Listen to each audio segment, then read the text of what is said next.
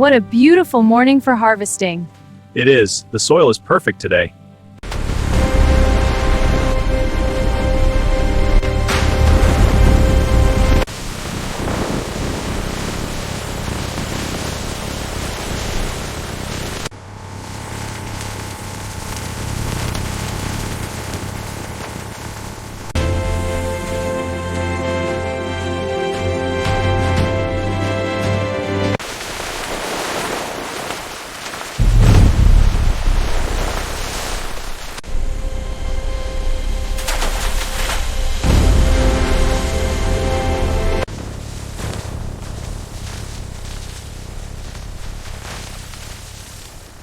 AI, flag any chips over 12% defect. Got it. This batch looks clean. Confirmed. One reject on the right.